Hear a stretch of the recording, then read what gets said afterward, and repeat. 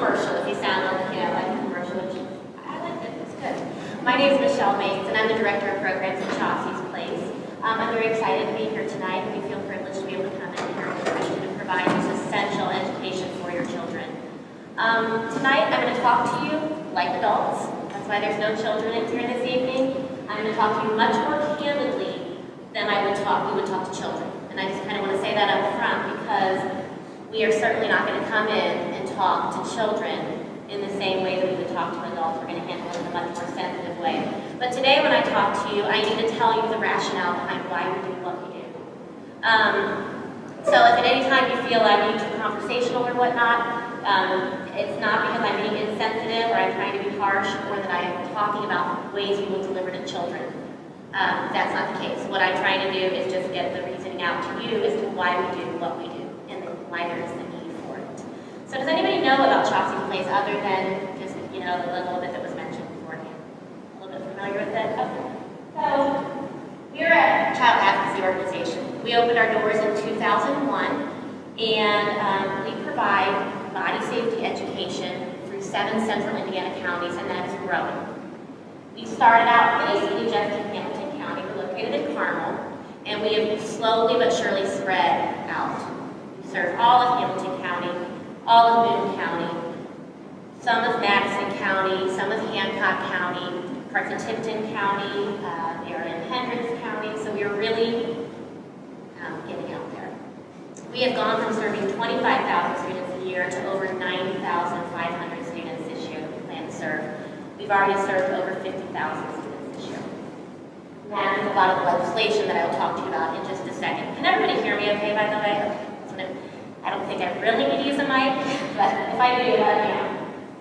So we educate both adults and children in body safety as well as in suicide prevention. So, child wars and teen wars prevention, that's a program that we use with children, where we come in and address body safety with the children.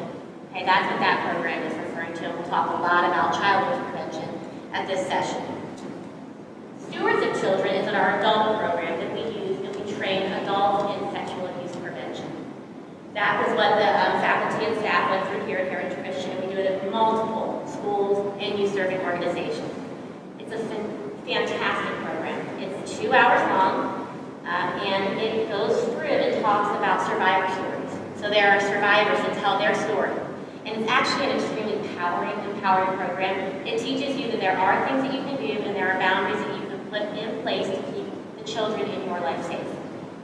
It also teaches you that you can be a survivor as opposed to a victim. You can come out on the other side of sexual abuse if it's handled the right way and you get the interventions that you need. We do provide that at ICPYAS once a quarter. So if you're interested in having that training, you can go ahead and go to our website and look at it and see if it's for you, and we can welcome. Lifelines and QPR are suicide prevention programs. So Lifelines is a 4-part program, and we go into schools or youth-serving organizations, and we look at their administrative plan, and we look at it with regard, their crisis plan with regard to suicide. Prevention, intervention, post-vention. All 3 components. And we look to make sure that it's meeting best practice, what the best practices say today. There's also a teacher curriculum. We go through and do teacher training. We go through and do a parent training, and then there's a student curriculum. The student curriculum starts as young as 5th grade. And we think that that's daunting, right? 5th graders talking about suicide prevention. The fastest growing population of children making attempts or dying by suicide are girls ages 10 to 14. So unfortunately, it's essential. We have to talk to our children, and we have to talk to them about it at a young age. QPR is Question, Persuade, and Refer. That's a program that is for adults that we use, and it is suicide prevention, and they liken it to CPR. Basically, anybody can take the first steps in saving a life. You don't have to be a mental health professional or a doctor in starting the process to help save a life. You can learn how to ask the question, are you thinking of harming yourself? You can learn how to persuade someone to get help, and you have resources of places to refer a person to. And I would venture to say that probably almost everybody in their life will possibly have the opportunity to ask someone that question.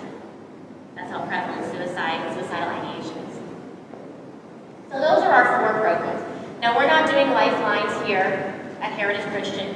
We did QPR with the staff, but that's just something that Chaucey's Place does provide. So we won't be talking about suicide prevention tonight, just to make that clear.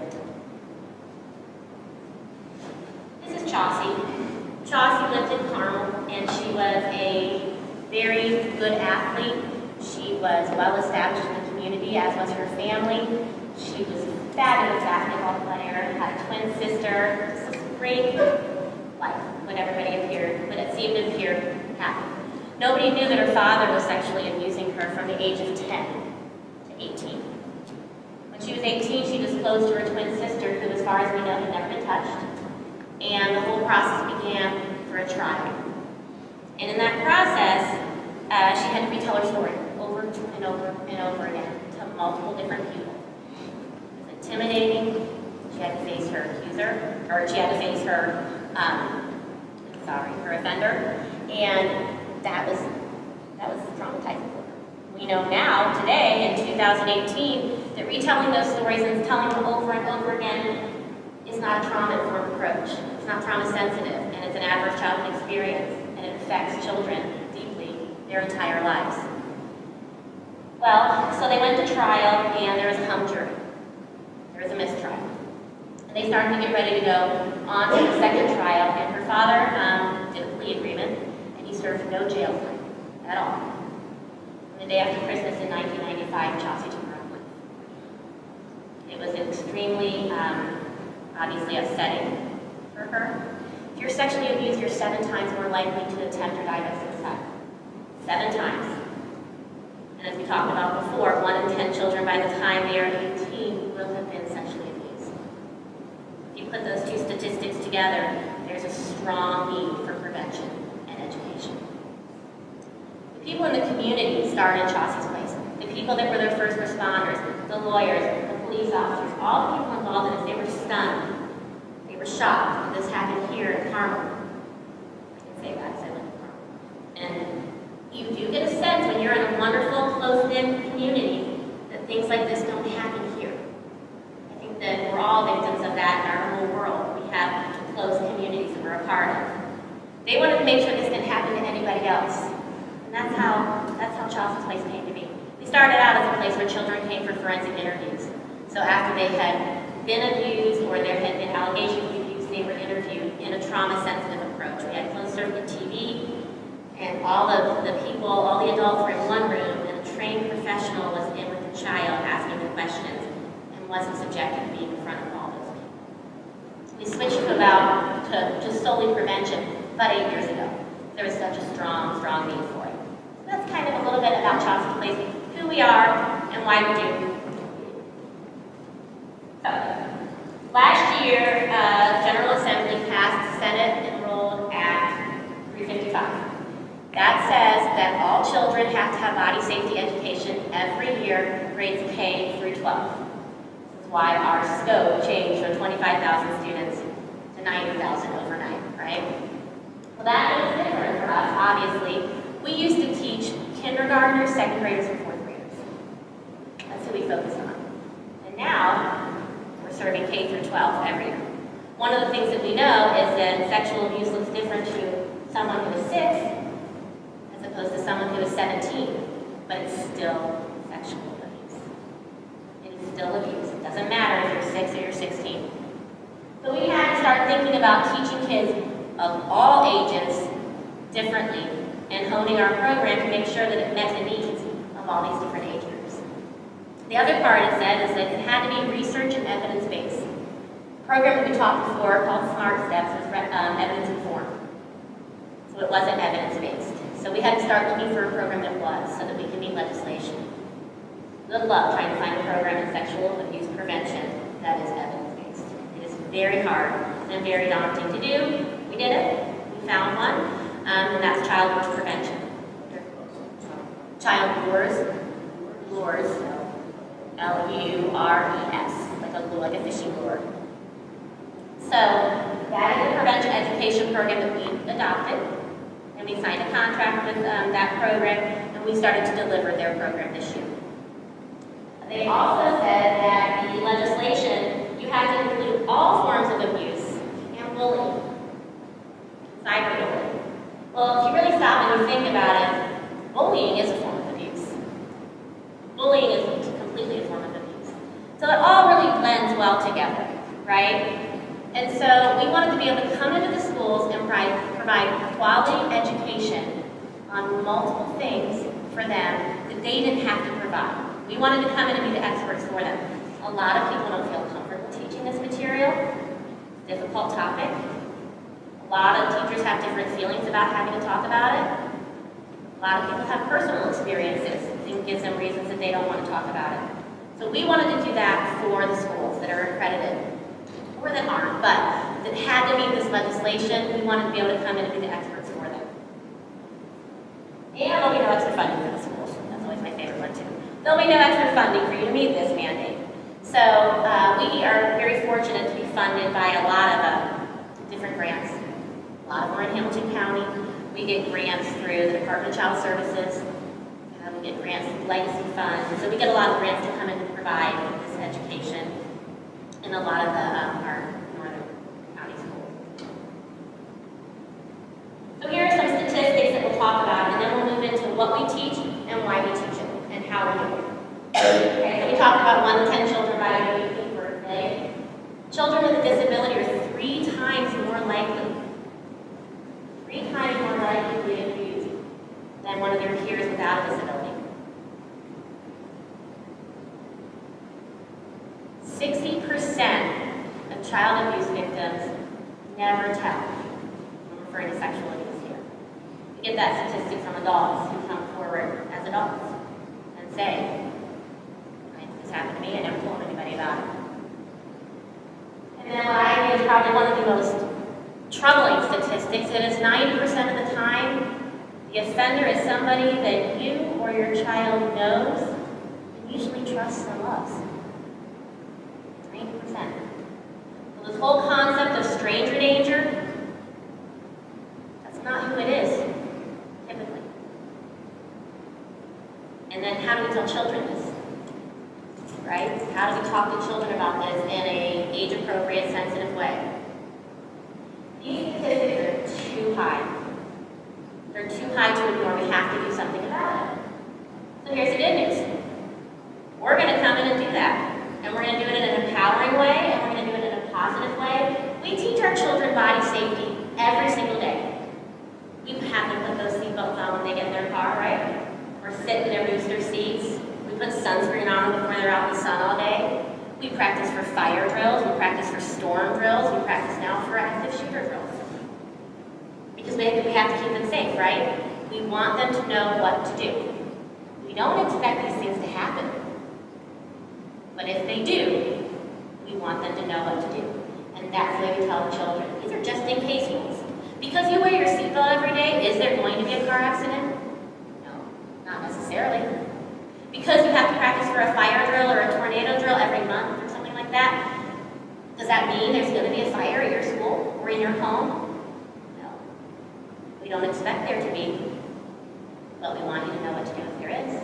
And this is the same thing we tell children about body safety. What we talk about today, guys, it's a just in case rule.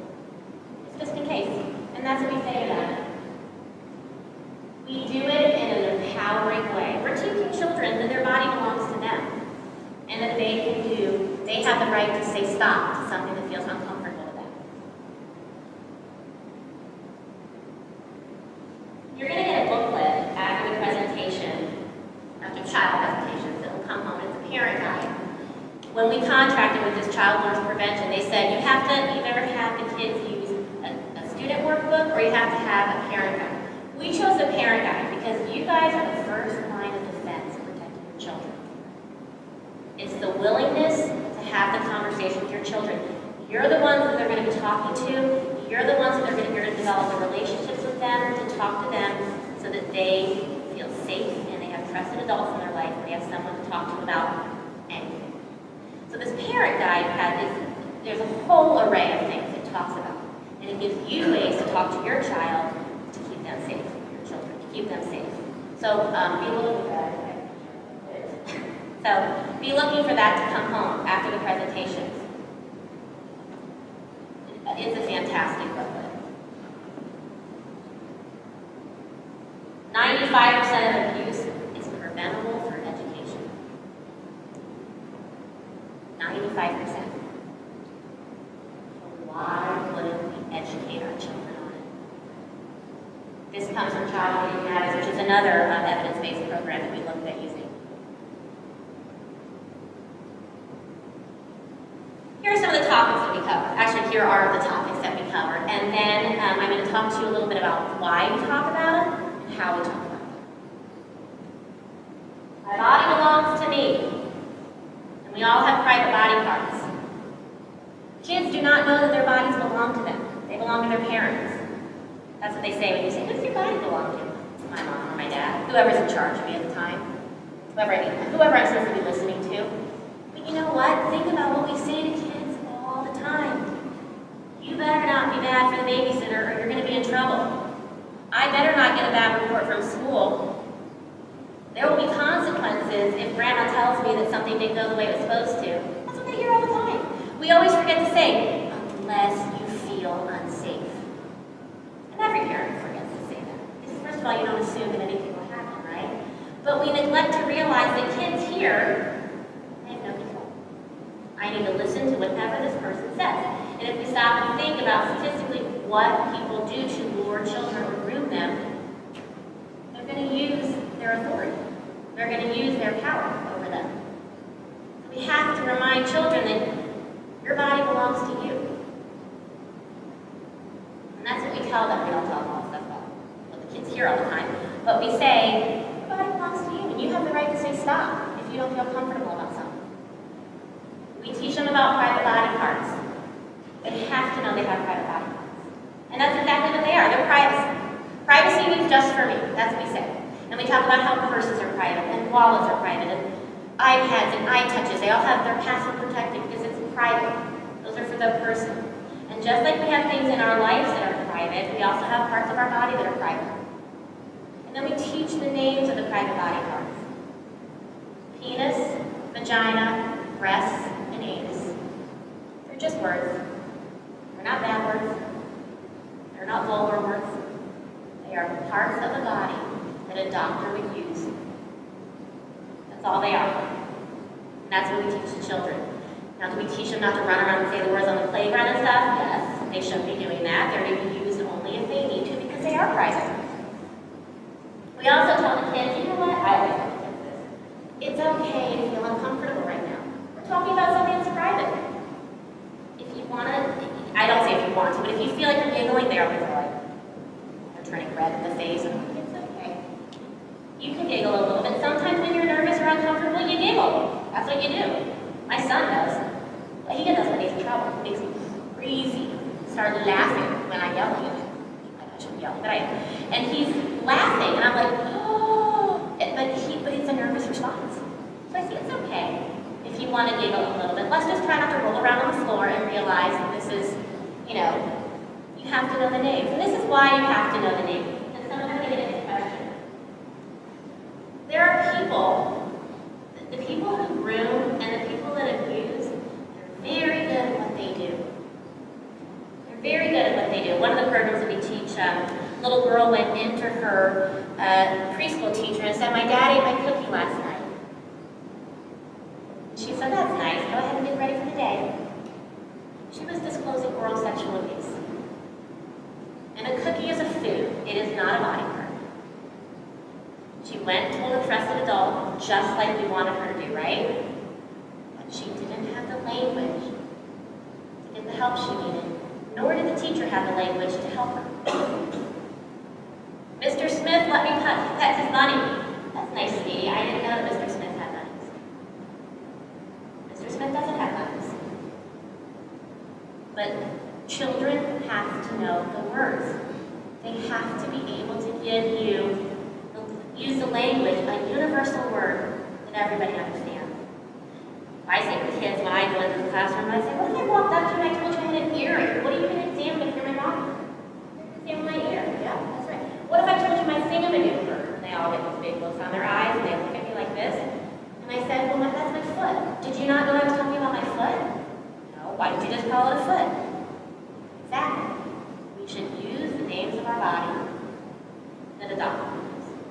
of his friend, and that's it.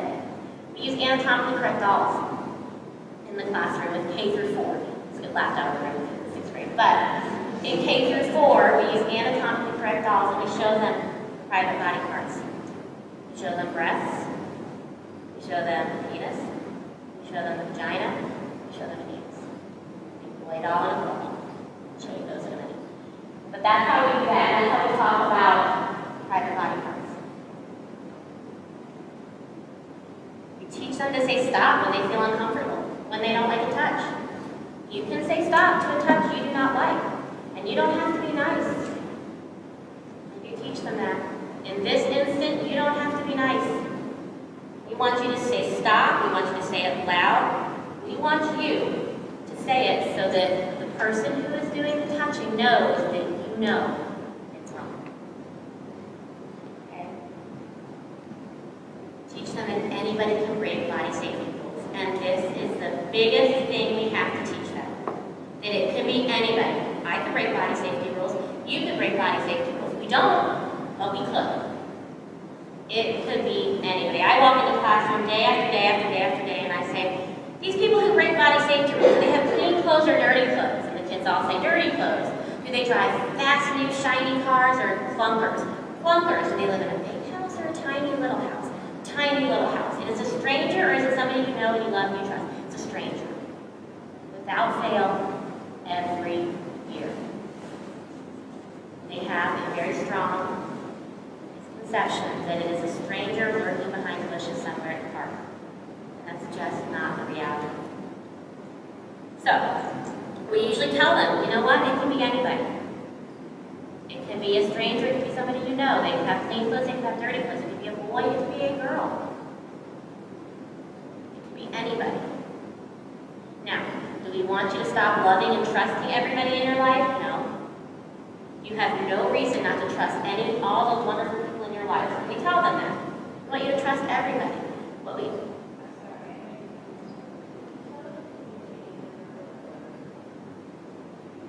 Don't be anybody. It could be someone their age, it could be someone older.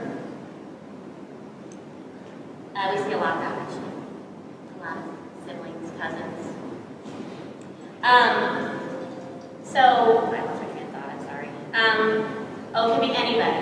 We tell them, but we don't want them to stop trusting people. They don't have any reason not to trust people. What we do want them to know is it's okay to tell if it's somebody that you know or somebody that you thought you could trust. It's okay to tell. And that's where we kind of send that conversation. Is that no matter who it is, tell anybody. We want them to understand that they can trust their gut, to trust those feelings, that their body will give them signs that something's not okay. Right? Maybe they'll sweat, maybe their face will feel hot or flushed, maybe they'll cry, maybe they'll feel sick to their stomach. Your body gives you warning signs that maybe something's not quite right. And it's okay to trust that feeling. That's what we want them to do, is trust that feeling. We also talk about times that someone might have a good reason to touch a private body part, because there are those times. Right? There are those times. We talk about medical reasons. If you have a problem with one of your private body parts, then mom or dad need to look to see if you need to go to the doctor, or they need to provide medicine, or if you're just getting a physical at the doctor. Everybody goes to the doctor, and they get all their body parts checked, including their private body parts. Using the bathroom. I always say babies do not change their own diapers. And they all laugh, right? They don't. So if someone has to change their diapers, someone has to help you when you're getting potty trained. Yeah, that happens sometimes. And they need help with that. Now, I will go ahead and tell you that we encourage children, kindergarten on, they should be taking care of themselves in the bathroom. And you should be promoting that concept to them. They should be taking care of themselves in the restroom. Now, my 10-year-old son got sick a couple years ago. He had a stomach flu. Right? And he had diarrhea and he was throwing up. And I needed to help him. Was that an okay time? Even though he was already 10? Yes, that was an okay time. We talk about things like that because we want them to understand that there are circumstances where someone is needing to help you. I had to help him take a bath or a shower, which is the third one in the bathroom in the shower. Because I was scared he was going to faint. I was scared he was really, really sick. So I tell the kids that it was okay for me to help him, even though he takes showers by himself normally all the time, right? But he needed help that time, and it was okay. So we do talk about those times where there are situations where someone needs your help, or you need their help. We want them to tell a trusted adult and to keep telling. The reason we want them to tell a trusted adult and keep telling is because statistically, unfortunately, most times children disclose they are not believed the first time. Because who, first of all, wants to believe it, right? Denial can be a powerful tool. No, you must have misunderstood. You must have dreamt that, or I'm sure you misunderstood. No one wants to believe that happens. So a lot of times kids are not believed the very first time. We want them to keep telling somebody. We come up with all kinds of different trusted adults. The other reason is to come up with a huge list because someone might say, oh, well, so-and-so, and if you put aunt or uncle or babysitter, whoever up there, for someone sitting in that room, that might not be a trusted person for them. So we want them to have multiple choices. Multiple choices. Bullying and abuse of any kind is never a child's fault. It's never their fault. That's the next thing we talk about. It can't be their fault. They're children. Whose fault is it? It's the person who's doing the offending. It's the person who's touching the private body parts for no good reason. That's whose fault it is. They might try to tell you things. They might try to say scary things to you. And we say to them, why do you think they try to do this? Why do you think they try to say scary things like, I'll hurt you if you tell? Your teacher will think you're a liar if you tell. Every kid gets it every time. Well, they know what they're doing is wrong. Exactly right. They know what they're doing is wrong, and they don't want to get into trouble. So they don't say anything they need to tell you to avoid being caught. So we tell them to tell anyway, no matter what. They're just trying to scare you, which it can work. It is scary. So we validate that feeling. Nobody can use power over you when it comes to your body. Nobody. Nobody will allow you to do that. Then we talk about respect, and that we all deserve respect because we all are special and unique. No, there's no other person like us on earth. And that means because we all deserve respect, we need to give respect to everybody else. That goes along with kind of our bullying portion. But we talk about how we need to treat others. It's a rule, right? Treat others the way you want to be treated. So we need to make sure that we promote that concept of redoing that, making sure that they are treating people the way they want to be treated because they deserve it. We all deserve it. Oh, all secrets can be told. Sorry, I missed that one. All secrets can be told. If there's something that you're keeping inside that doesn't feel good, or it's hurting you or hurting somebody, it's not a secret. We kind of talk about the difference between surprises and secrets, right? And if there's a surprise, a surprise birthday party, it's okay because eventually the person's going to find out. Those are okay surprises. But what you got someone for Christmas. But if there's ever something someone asks you to keep inside that doesn't feel okay, then it's not a secret. We need to talk about that. Okay, who are the people that are going to come in and do this training? They are paid presenters. We do have a volunteer base where we have volunteers come in. And they were trained, but they were volunteers. We went to a paid presenter model because we have such a large volume of people. And we want to make sure we have really high quality people coming in. They are former teachers, former nurses, social workers, people that just have a passion for the content and that like children and that want to help children. They go through a long training. They are background checked. They are fingerprinted. They have opportunities on a regular basis to go through training and have collaboration, talk about different things that are working in the classroom, different things that aren't working. They have all kinds of opportunities for development in their presenting skills. So we have different tools, different methods of delivery that we use at the different ages that I'll talk to you a little bit about. This is a song I wrote to the tune of Farmer the Dove. And I will spare you from singing it, but it's called My Body Belongs to Me. And it literally goes through the basic concepts that we teach. My body belongs to me, pray for me, judge for me. If I don't like a touch, say stop. Tell a trusted adult, it's not my fault.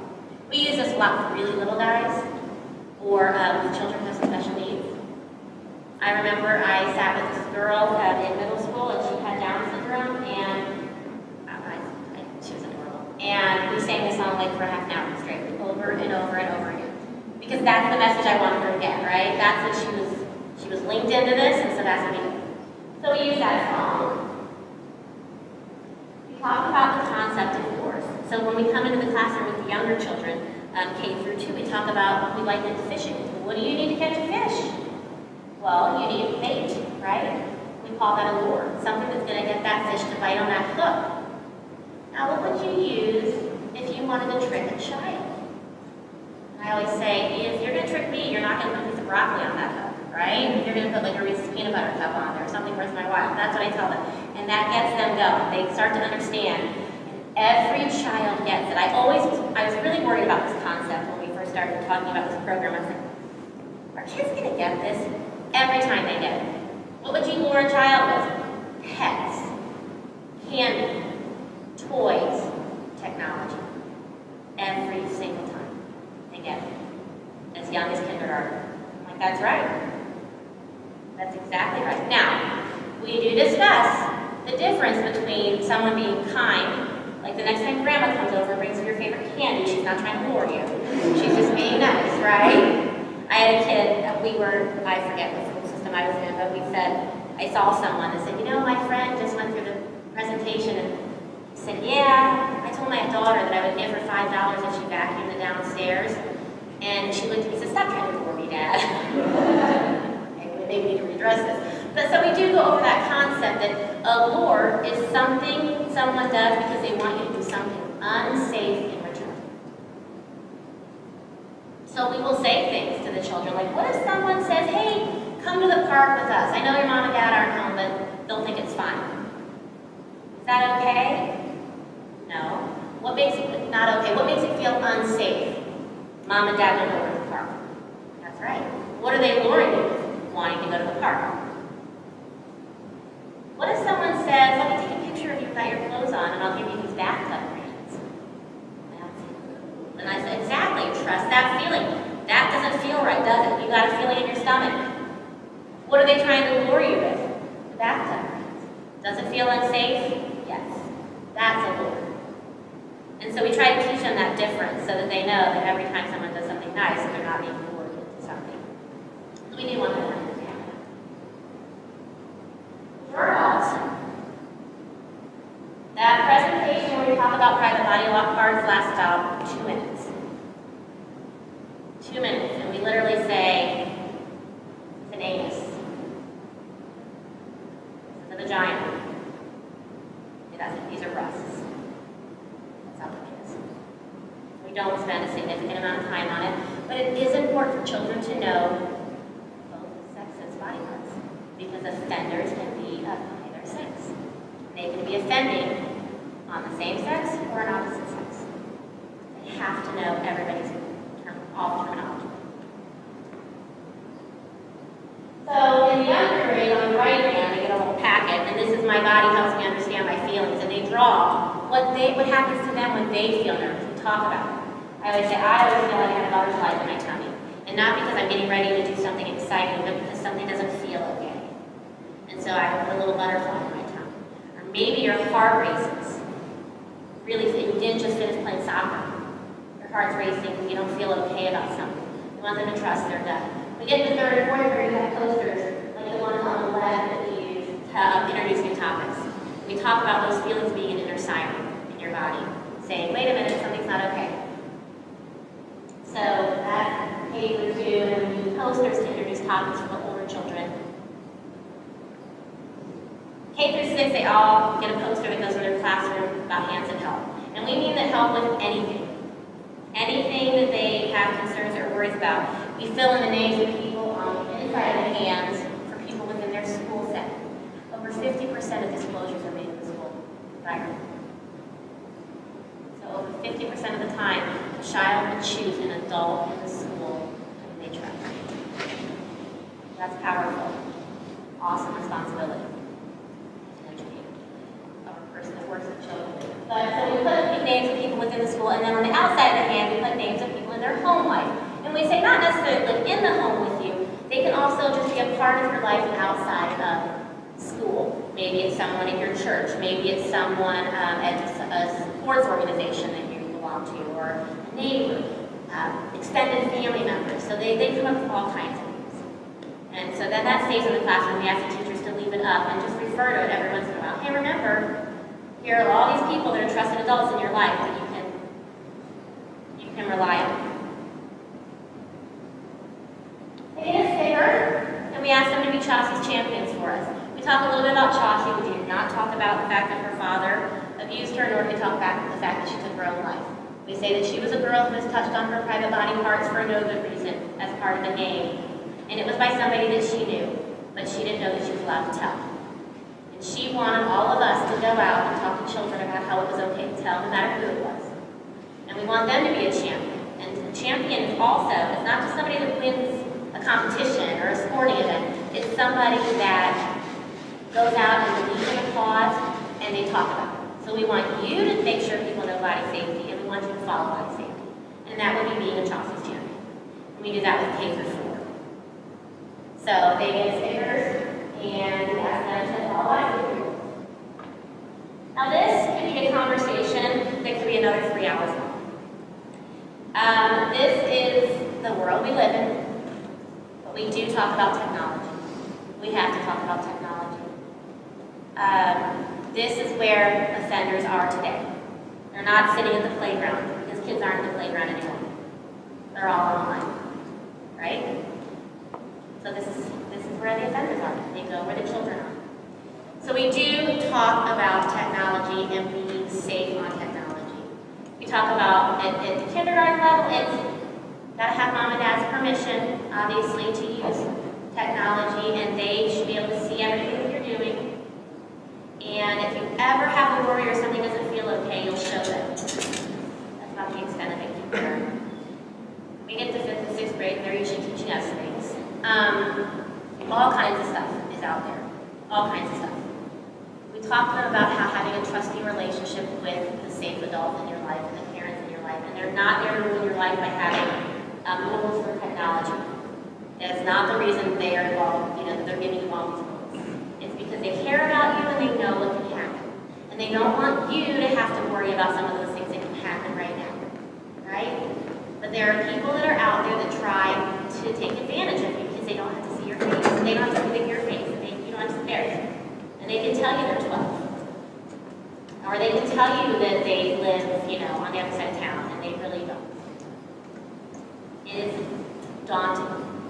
Actually, when we sit in the classroom and we ask children how many people have been approached or talked to by somebody they don't know online, almost every hand goes up. Almost every single hand goes up. It's unbelievable.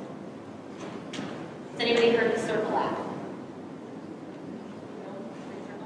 Okay, we have Circle at my house, and it's an app that controls your Wi-Fi. My children can't stand it, but that's okay. I don't care. They have a certain amount of time they're allowed to be on Wi-Fi, and then the Wi-Fi turns off for their devices. Our Wi-Fi goes off at 8 o'clock at night, doesn't come back on again until 8 in the morning. It stops the time that they are on the internet. There's no reason for them to be on the internet in the middle of the night, right? And it does it by device, too, so I can continue to work in the evening if I need to. It's just another safeguard. My children have a time limit on how long they're allowed to be on the internet. My kids play Fortnite. Yeah, exactly, right? But they have rules. They have to play where I can hear them. They are not allowed to talk to a soul that they do not know online. I'm allowed to get on the speaker or whatever, the headset, and talk to the person right then and there and make sure I know who they are. Who is this? Oh, this is Liam. Okay, hi Liam. You're good. I have all kinds of rules. I will tell you right now, Musically and Roblox, two of the most dangerous apps out there for children. Musically, which is now called TikTok or something. I knew there was a new name for it. TikTok and Roblox are very dangerous apps. There's a lot of predators on those apps. It's Roblox. They are dangerous apps. They can be safe, but no child under the age of, in my opinion, like 18, but no child in elementary school should be talking to another person online without knowing who they are. And that's hard to do when you can't hear their voice or see them. They should not be talking to a soul that they do not know. Not a good idea. There was a kid out in one of the middle schools I was at, and he was manipulated by someone who was posing to be a 12-year-old girl, and it wasn't a 12-year-old girl, it was a much older person, and they were going to meet, and very, very fortunately, his older sister snooped on his phone and figured it out, right, and intervened, so he never met her, or whoever, I don't know if it was a man or a woman. But the most upsetting thing to his child was that he was manipulated, that he felt her. That was the most upsetting concept. So we talked for a long time about how it's easy to fall for it. Smart people fall for this stuff. Now they're kids, they're children. They should be able to be children much longer than they are. But they have to know some of these realities.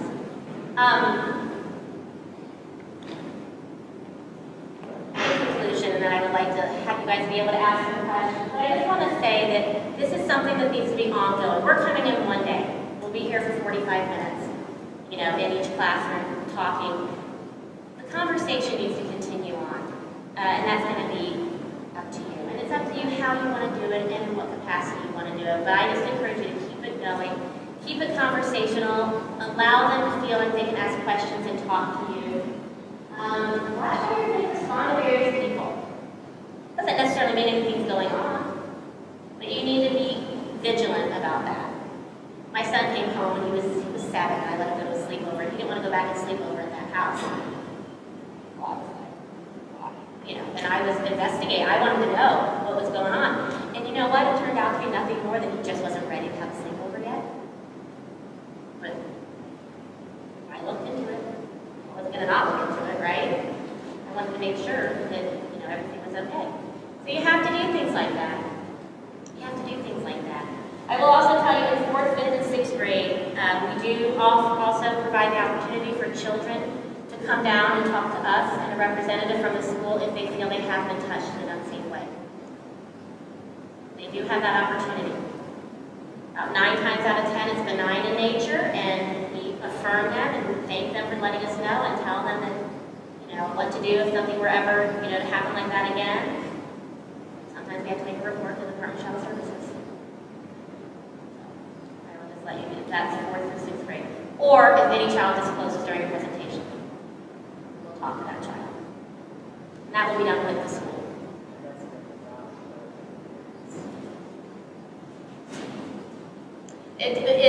The school will notify the parents in a lot of situations. If a parent is involved in the accusation, though, I never talk to parents. It would go to the school. But that would contain a forensic interview.